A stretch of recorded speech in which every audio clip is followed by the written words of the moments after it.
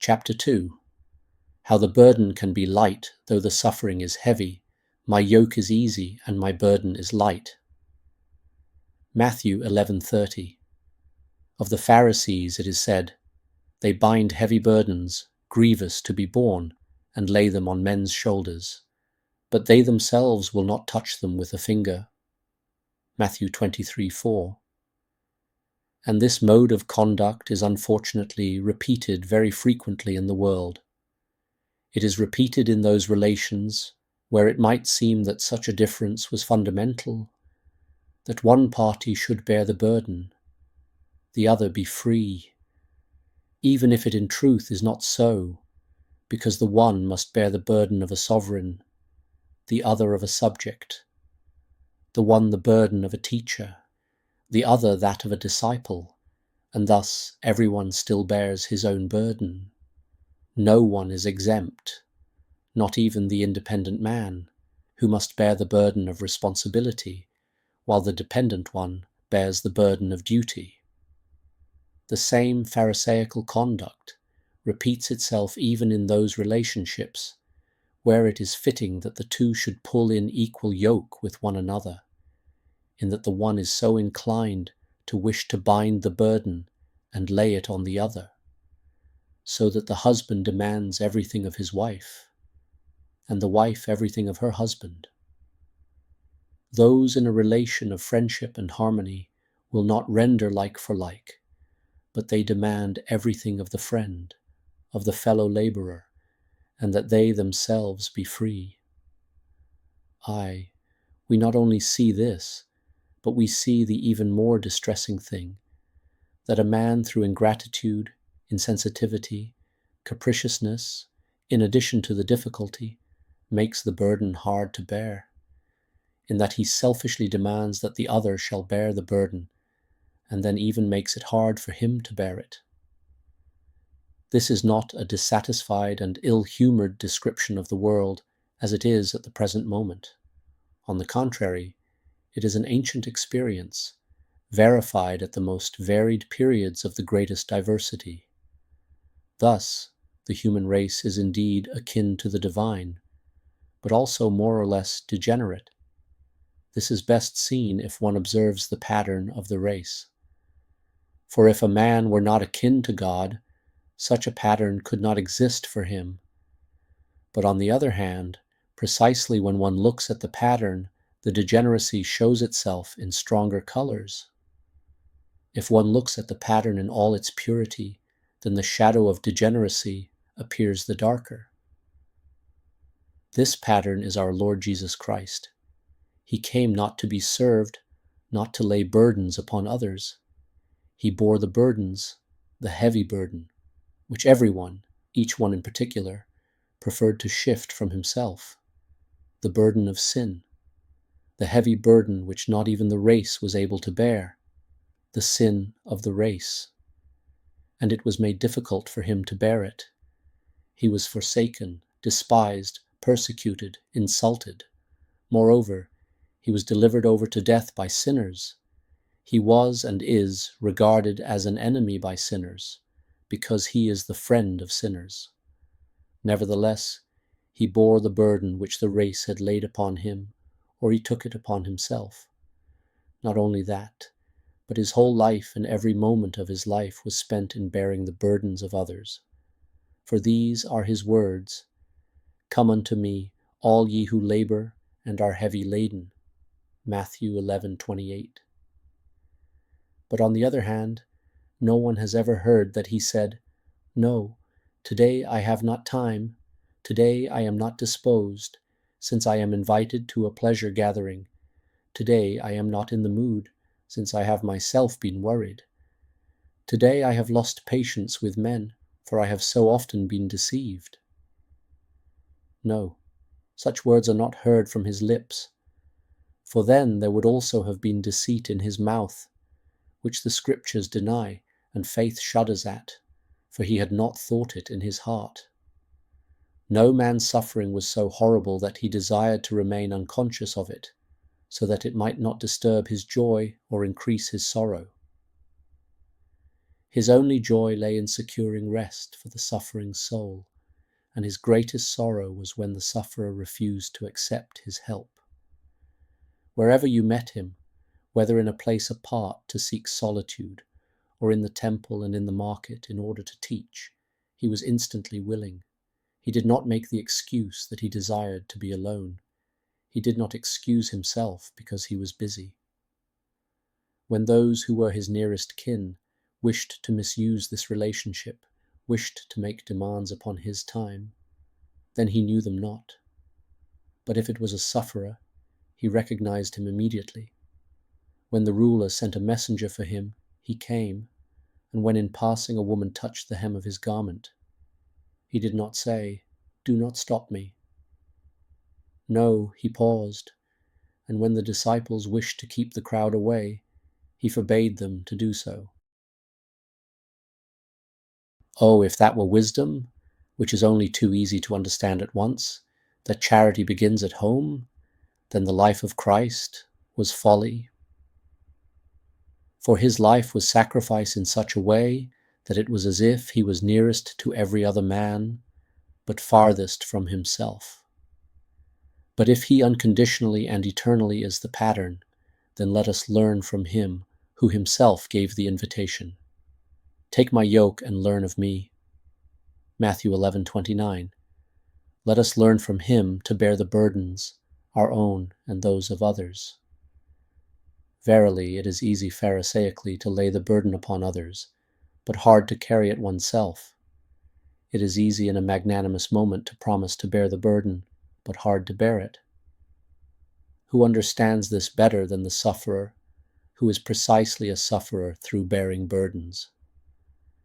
And if anyone wishes to hear groaning and complaint and lamentations, they are heard often enough from the suffering. But it is also true that it is easy enough to whine and complain and groan over trivialities. A sufferer does not need to learn this, for the pain itself is the first inventor, and the pain has the shriek ready at hand.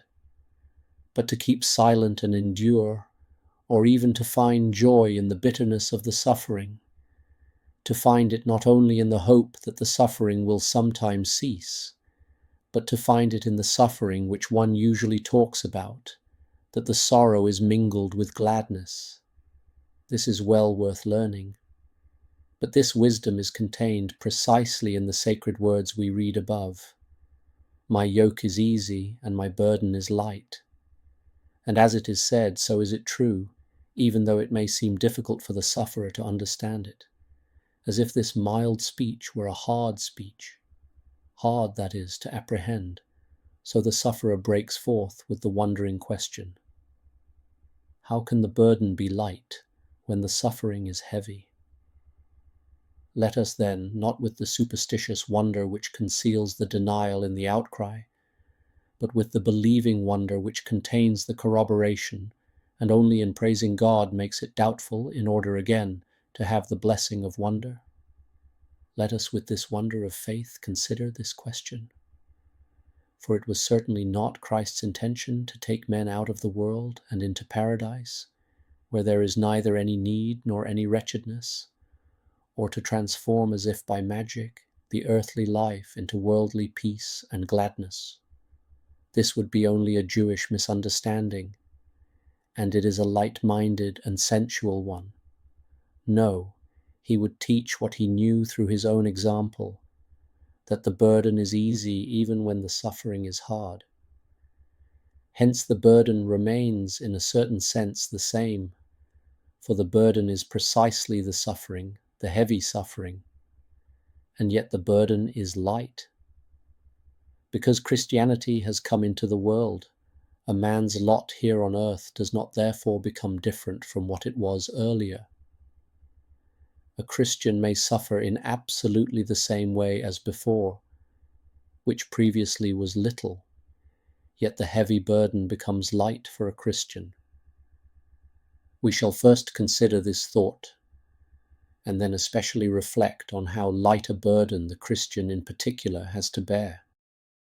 When we speak about bearing burdens, then in daily use the language makes a distinction between a light burden and a heavy one.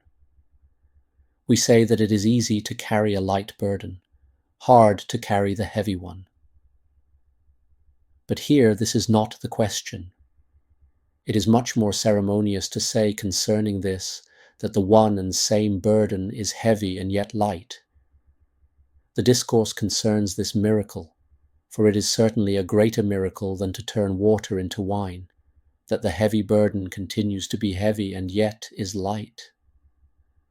However, we sometimes speak in this way, for when a man is about to sink down under the heavy burden he is carrying, but the heavy burden is the dearest thing he owns, then he says in a certain sense that the burden is light.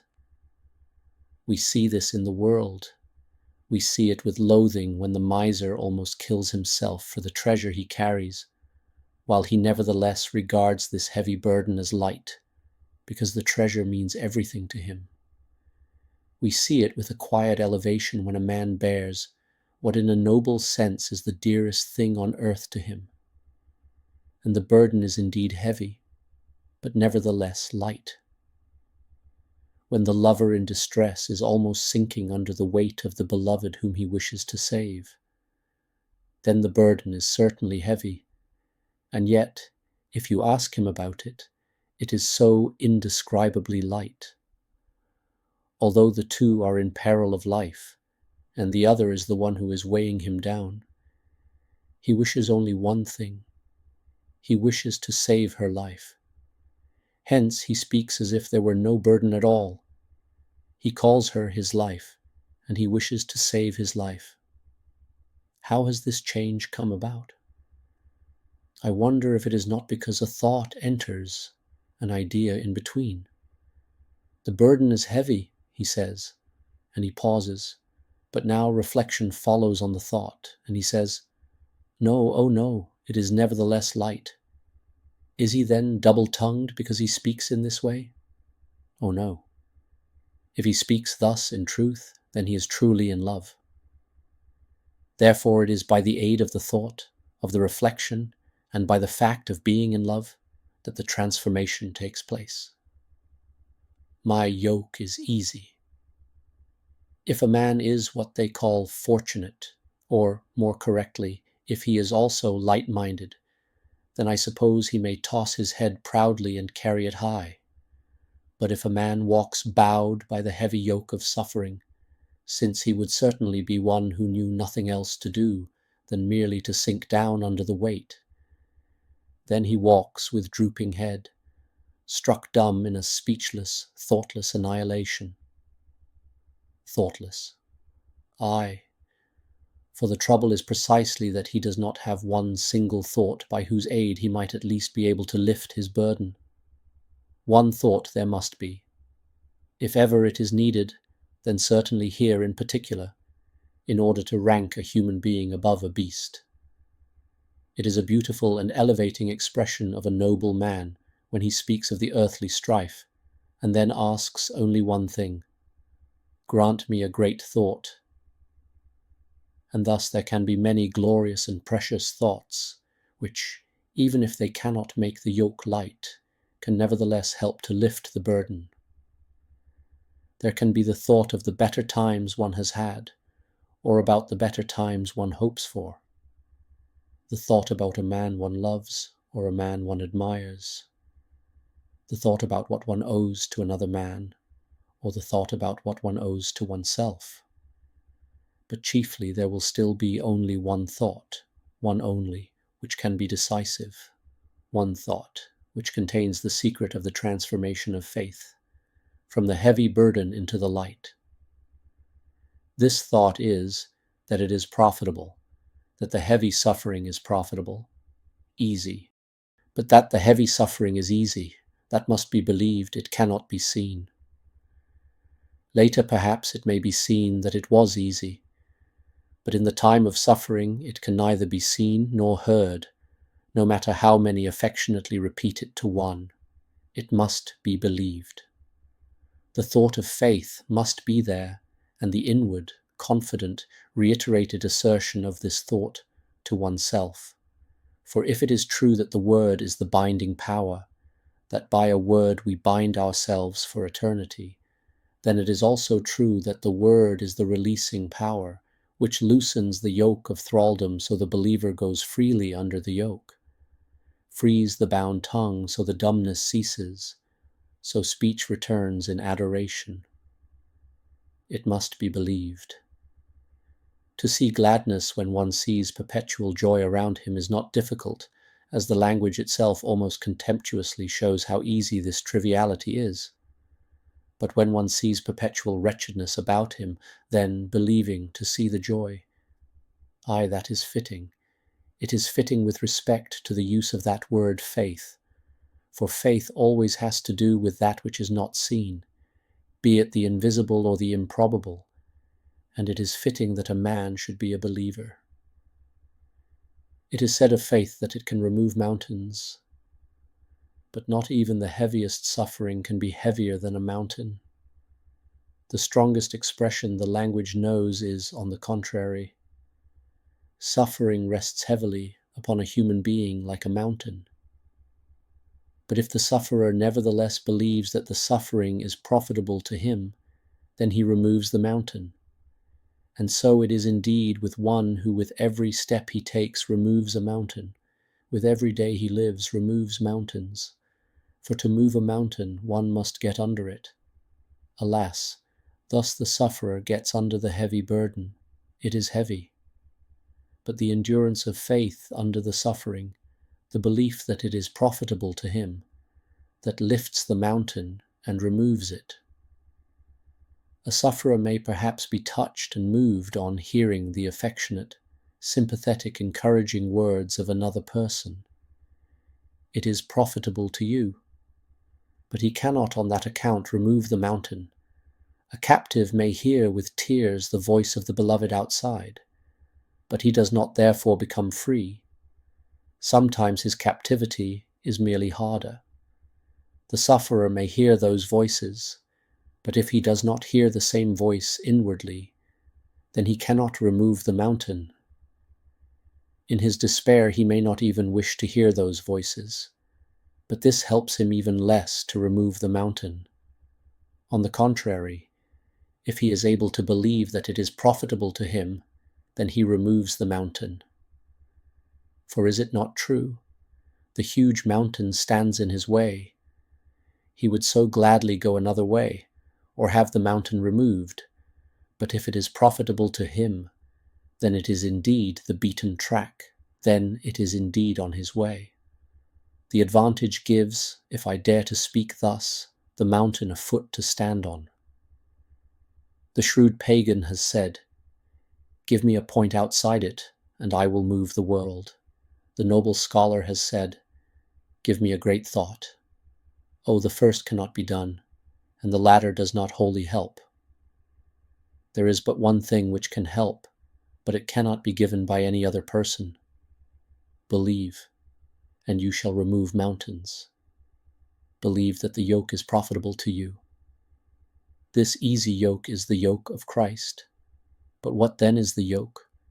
Yokes may vary exceedingly, but it is only Christ's yoke of which the sufferer believes that it is profitable for him. Hence it is not true that the Christian is exempt from human sufferings, as these are known in the world.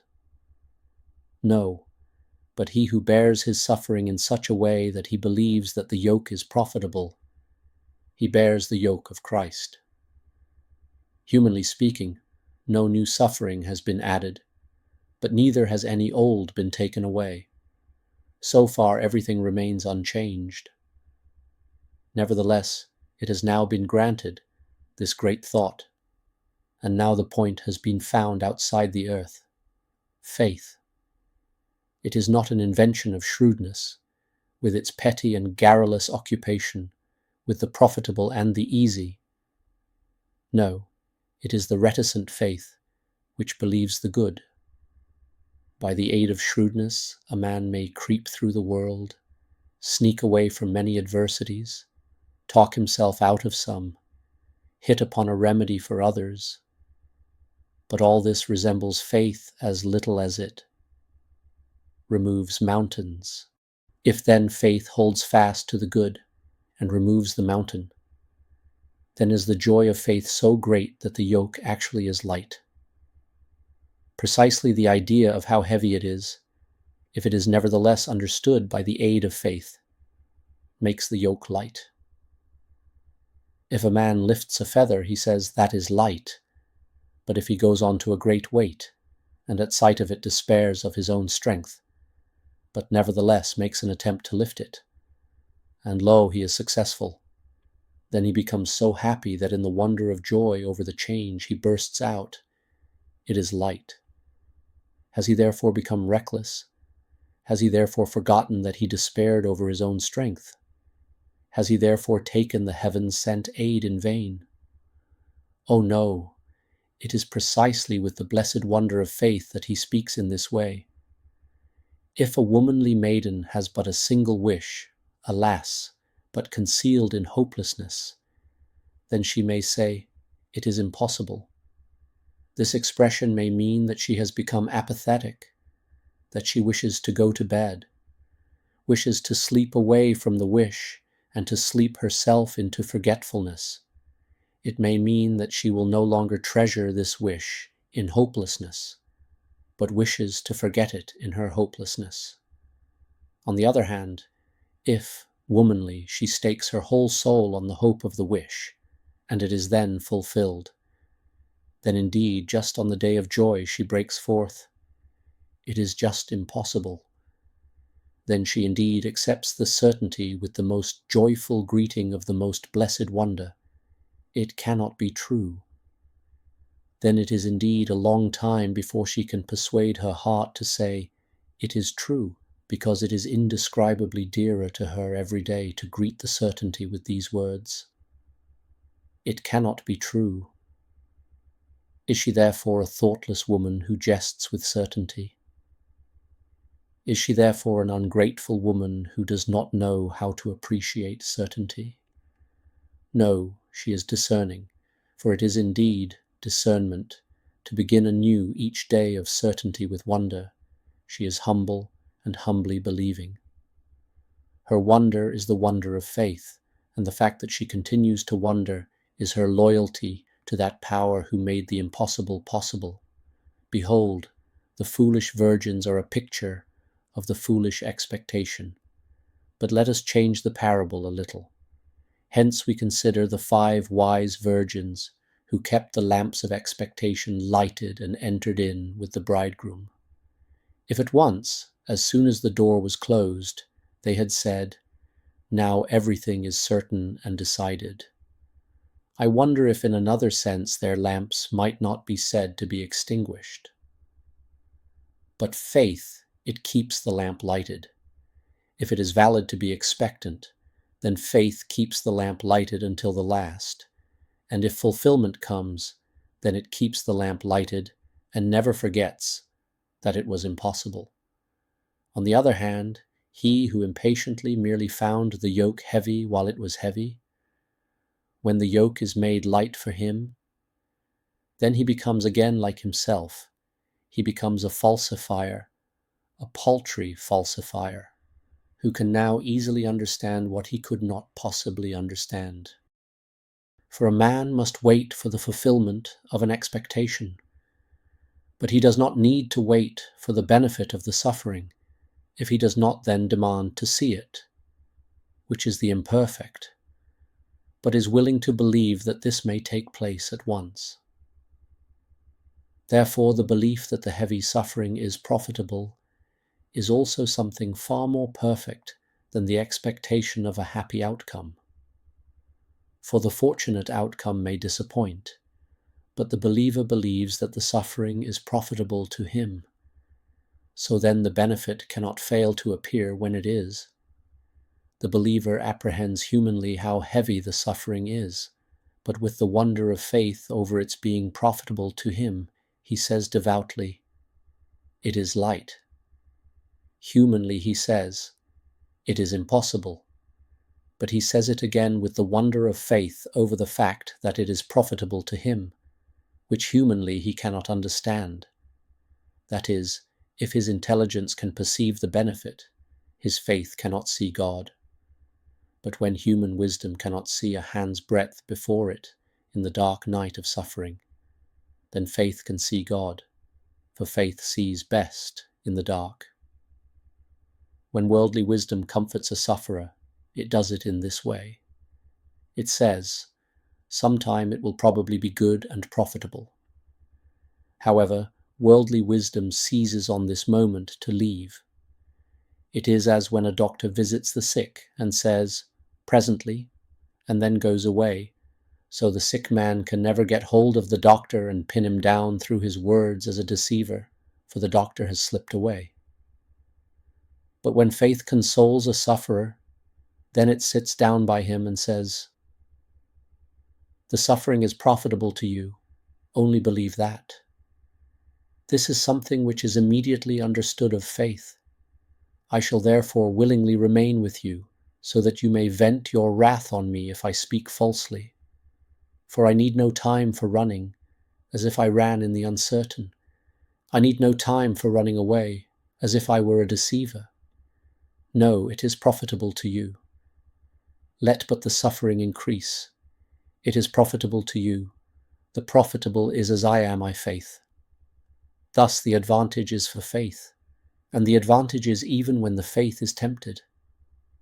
When it is as if faith did not find grace before God, as if it only excited him into making the test greater and greater, the greater the faith, so that the believer is in despondency, as if he ought to regret his faith.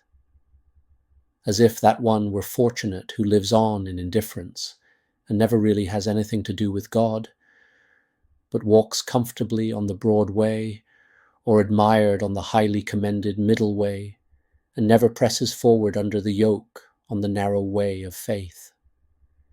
Still, whoever lives in this way, whatever else he may be, he is no Christian, for the yoke is easy for the Christian. It is, he believes that. One man bears an iron yoke, another a wooden yoke, a third a golden yoke, a fourth the heavy yoke, but only the Christian bears the easy yoke. My burden is light. What is meekness other than bearing the heavy burden lightly, as impatience and moroseness means bearing the light burden heavily? There is in the language a glorious word, which readily adapts itself in many connections, but never adapts itself inwardly in any connection except with the good. It is the word courage. Wherever there is good, there courage is also present. Whatever befalls the good, courage is always on the side of the good. The good is always brave, only the evil is cowardly and timorous, and the devil always trembles. Such is this strong word which never turns its back to danger, but always faces it, proud in itself, and yet so flexible when it is proper, although in the inward sense, to conform to the diversity of the good. Thus this strong word is so repellent toward all evil, but so steadfast in harmony with the diversity of the good. There is courage which bravely defies dangers. There is magnanimity which proudly elevates itself above injuries. There is patience which patiently bears sufferings. But the courage referred to, which bears the heavy lightly, is the most wonderful combination. For it is not wonderful to handle roughly and with an iron strength the hardest of all, but it is wonderful with an iron strength to be able to handle gently the weakest of all, or to handle the heavy easily. Christ requires meekness of his followers. Learn of me, for I am meek and lowly of heart. He was meek. He bore lightly indeed the heavy burdens which far exceeded human strength, the strength of the race. But when he, at the same time that he is himself bearing the heaviest burdens, has time and willingness and sympathy and self-sacrifice to concern himself continuously about others, to help others, to heal the sick, to visit the wretched, to save the despairing, does he then not bear the burden lightly? He bore the heaviest anxiety, the concern for the fallen race, but he bore it so lightly that he did not extinguish the smoking flax or break the bruised reed. As the pattern was, so ought also the disciple to be. If a man is bearing a heavy burden, but he then also seeks the help of others and lays part of it on them, or if he bears a heavy burden, but bearing it is all that he can think of, then he indeed bears the burden wholly or in part, but he does not bear it lightly. If a man must concentrate all his energies on bearing his burden, if he does not have one single thought, one single moment to spend on others, if he thus bears his burden with the utmost exertion, then he does indeed bear it, but he does not bear it lightly. Perhaps he bears it patiently, but he does not bear it meekly, for courage is noisy, magnanimity struts, patience is silent, but meekness bears the heavy lightly. We can see courage and magnanimity, and we can see the effort patience puts forth, but meekness makes itself invisible. It looks so easy, and yet it is so hard. That a man has courage, we can see in his eye. That he has magnanimity, we can see in his form and glance. That he has patience, we learn from his lips which yet are silent, but meekness no one can see. What then is the light burden of meekness? Ah, it is the heavy burden when it is borne lightly. But what is the heavy burden of meekness? Oh, it may vary in the most extreme ways, but it is not this diversity which decides the outcome, but, on the contrary, the meekness. The light burden of impatience can also vary in extremely different ways, but it is not this difference which decides the outcome. On the contrary, it is the unpatience which makes it heavy, the unpatience which does not keep together with courage, and belongs to the race only as a degenerate does. But it is actually true that through meekness, the heavy burden in a devout sense really becomes light, as it is a distressing truth that through impatience, the light burden really becomes heavy. Goodness is the easy yoke, and meekness the light burden. Of this, there can in all eternity be no doubt, that the good is easy to bear. Therefore the doubt is directed towards something else. It can excellently understand that the good is easy, but it will not believe that the heavy suffering is the good. That meekness is a light burden, of that there can in all eternity be no doubt. Therefore the doubt is directed towards something else. It can excellently understand that meekness is light, but it will not understand that through meekness the heavy burden becomes light, that the burden really becomes light, which, however, it does. Thus, if the man who today does not know whether or not he will be living tomorrow, if he, according to the gospel read, is not concerned for the morrow, for Christ did not come into the world to abolish material anxieties by bringing prosperity, then he indeed bears the heavy burden lightly. Alas, while there are never many who can certainly be said to have a sufficiency for their lifetime, so on the contrary, it may easily seem to the one concerned, whose eye is disturbed by looking too far into the future, as if the material needs might last for an even longer period than his whole life. If this is the case, then he is bearing the heavy burden heavily. But if he patiently resolves to be willing to bear the burden for as long a time as shall be required of him, then he still does not bear it lightly. The most cunning and the strongest enemy is time, especially when it gathers itself for the attack and is called the future.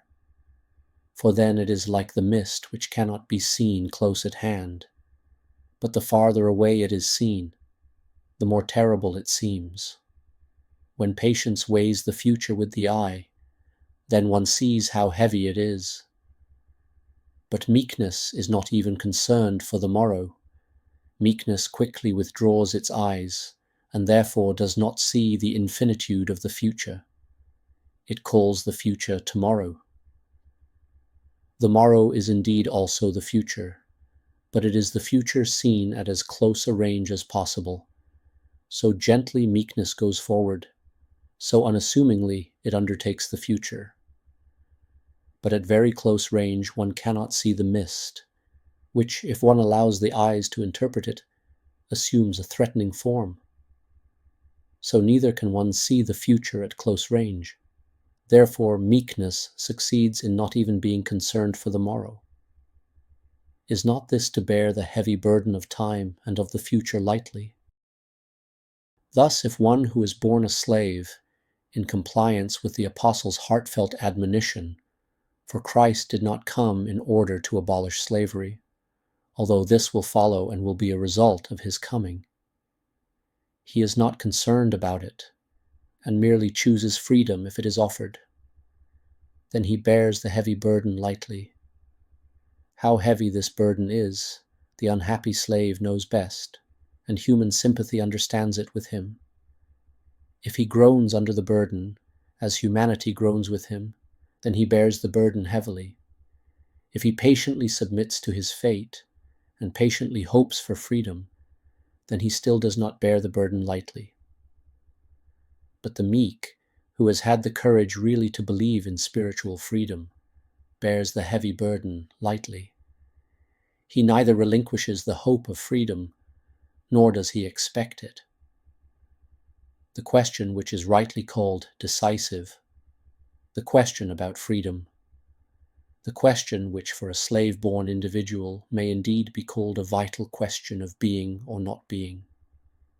This mortal or life-giving question the meek handles so easily, as if it did not concern him, and yet in another way so easily that in a way it does concern him, for he says, "My being born a slave does not concern me, but if I can become free, then would I preferably choose that." To bite at the chain is to bear it heavily, to ridicule the chain is also to bear it heavily. Patiently to endure the chain is still not bearing it lightly, but slave-born to bear the bond of slavery as a free man may carry a chain. That is bearing it lightly. And meekness is always like this. As one sometimes sees with wonder what thrift can do with a penny, so is meekness strongest in working slowly, and thereby making the heavy light. As a skeptic, in anxious parsimony, scarcely dares tread upon the earth, dares deny nothing and affirm nothing, lest he go too far.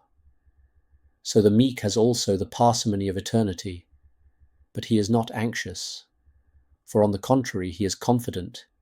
He is not doubting but staunchly believing. He breathes in faith soundly and freely, and yet his courage is so meek that what he has to bear looks like a sheer insignificance. It is indeed true that every state of mind brings forth that which it is, indubitably creates the task in likeness with itself. One cannot say, "Where there is great danger, there is always a courageous man." But conversely, where there is a courageous man, there is sure to be great danger. That is, he needs it, he requires it. The instinct of courage for self-preservation in the courageous man needs it. The task varies, depending on the one who performs it. The same danger which is perhaps overcome by a disheartened soul becomes perceptibly greater when it is a courageous man who overcomes it. The same injustice which is sustained by a vacillating, unreliable man becomes appreciably greater when it happens to a righteous man. The same leap which a fugitive makes, impelled by fear, becomes visibly higher when a dancer does it with ease. And thus courage makes the danger great and overcomes it. Magnanimity regards the injustice as paltry and rises above it. Patience makes the burden heavy and bears it, but meekness makes the burden light and bears it lightly. That is why, humanly speaking, it is an ungrateful task to be meek. For meekness moves so quietly forward that no one notices the heavy burden. Not even the one who lays the burden on the meek really realizes it. Courage secures its compensation through the visibility of the victory, magnanimity through the haughtiness of its glance, patience through the signs of suffering. But meekness is unrecognizable. Thus the meek slave conceals by his meekness the injustice of his master, for it looks as if the slave were very comfortable with his master, which he also is, by the help of meekness. If, therefore, a traveler saw how slaves groan under the bondage, then he would become observant. His sympathy would awaken. He would give a glowing description of the horrors of slavery. But the meek slave he would not notice. He might possibly even believe that it was the master who was good. Thus, when the gentle woman meekly bears all the difficulties and caprices and insults of her husband, perhaps his disloyalty, does it not then look? Still, what good does it do to speak about how it looks? It can indeed not be seen. If she bears it with patience, then it may perhaps be seen, but wherever she lives, this meek woman, there is seen only a happy marriage, only a beloved husband, and a wife who is happy in her home and happy with her husband. Moreover, she is happy, even if not happy with her husband, yet she is still blessed in her meekness. Learn of me, for I am meek and lowly of heart. Yes, Christ was meek. If he had not been meekness, then neither would he have been the one he declared himself to be. But if he had not been meekness, then neither would he have suffered so much. Then the world itself would have been excited at the injustice done him.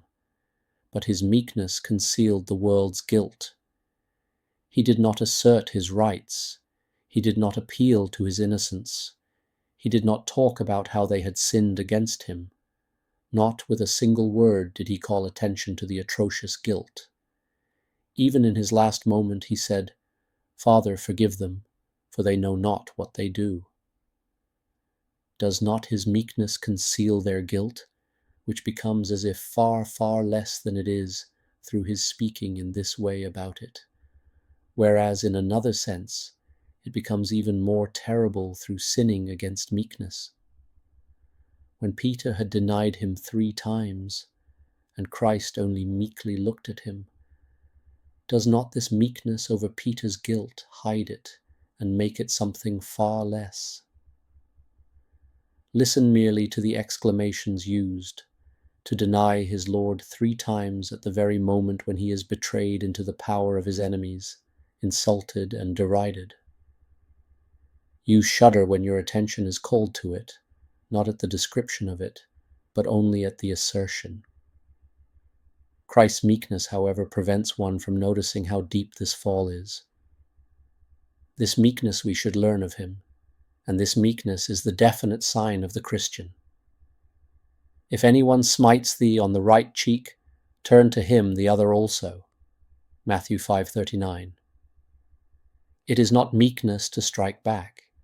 It is not meek for you to find yourself in the wrong and take it for what it is, but it is meek for you to turn your left cheek to him. Magnanimity also bears injustice, but it really does it, so that it appears greater than it is when it lifts itself above it. Patience also endures injustice, but it does not make it less than it is. Only meekness makes the injustice less, for if one will not accept something for what it is, and this something is injustice, injury, insult, then one makes the grievance less. Let this take place before our eyes. At the moment the first blow falls, is it not true that your attention is arrested by the injustice, and you see it in the magnanimity, and you see it in the patience? But when the meek quietly turns his left cheek, then you are prevented from noticing it. He bears the injustice so lightly that you almost feel less exasperated with the perpetrator. It is not meekness for you to forgive your enemy, but the 70 times 7 that is meekness, or the fact that the meek is so concerned in forgiving that it almost looks as if it were he who needed forgiveness, that the meek, who humbly knows how heaven's forgiveness of himself depends on his forgiveness, really needs to forgive his enemy. Hence meekness bears the heavy burden lightly, and the heavy burden of injustice so lightly that it is as if the fault of the guilty man became less. Paganism does not know this meekness. It has in the Christian sense one glorious quality, that it has no earthly reward, and then one more glorious quality, that its reward is great in heaven.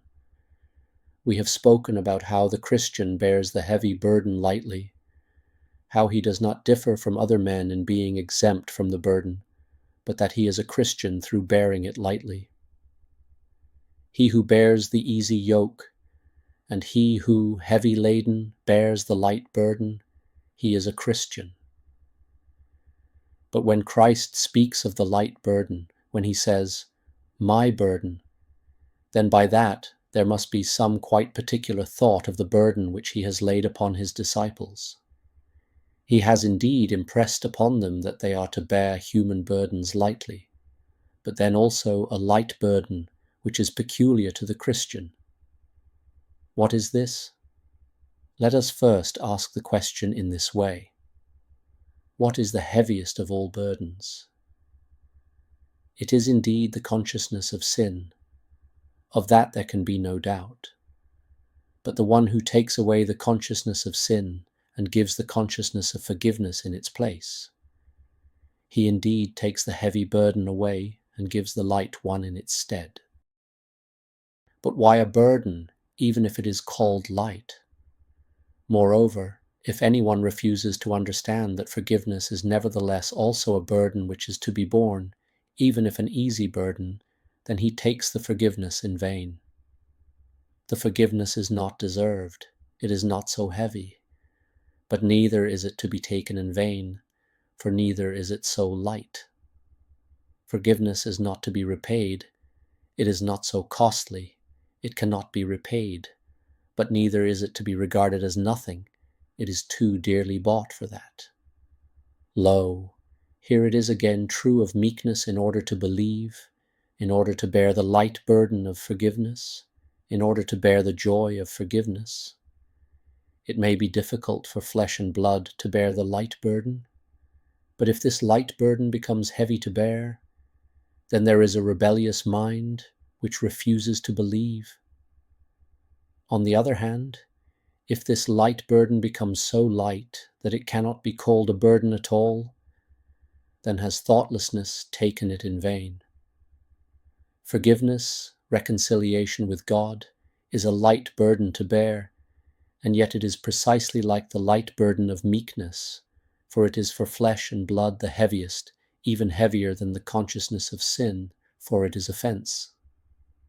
As therefore the Christian is always recognizable through meekness, so also the essential Christianly is precisely such that it can only be believed in meekness. Every exaggeration of melancholy or thoughtlessness is at once a sign that faith is not really present. For Christ did not come into the world in order to make life easy in the sense of thoughtlessness, nor to make it hard in the sense of despondency, but in order to lay the light burden on the believer. The thoughtless man is willing to let everything be forgotten. He believes in vain. The melancholy man is not willing to let anything be forgotten. He believes in vain. But the one who believes, he believes that everything is forgotten, yet in such a way that he bears a light burden, for does he not bear the memory of having been forgiven? The thoughtless are even willing to let this memory be forgotten. That is, everything is forgiven and forgotten. But faith says, everything is forgotten. Remember that it is forgiven. We can indeed forget in many ways. We can forget because we have other things to think of. We can forget thoughtlessly and light-mindedly. We can believe everything forgotten because we ourselves have forgotten. But the eternal justice can and will forget in only one way, through forgiveness. But then the believer must not forget. He must, on the contrary, constantly be reminded that he has been forgiven. The melancholy man will not forget. He will not remember that he is forgiven. He will remember the guilt. Therefore he cannot believe. But from the forgiveness, a new life will issue in the believer. Consequently, the forgiveness can never be forgotten. It is no longer only the law which is the schoolmaster to bring us to Christ, but forgiveness through Christ is the gentle schoolmaster who does not have the heart to recall the forgotten, but does recall it sufficiently to say, "Remember, however, that it is forgiven. It is not forgotten, but it is forgotten in the forgiveness." Every time you remember the forgiveness, then it is forgotten. But when you forget the forgiveness, then it is not forgotten, and then the forgiveness is forfeited. Is not this, however, a light burden? If you know, my hearer, how to explain it in any other way, then explain it to me.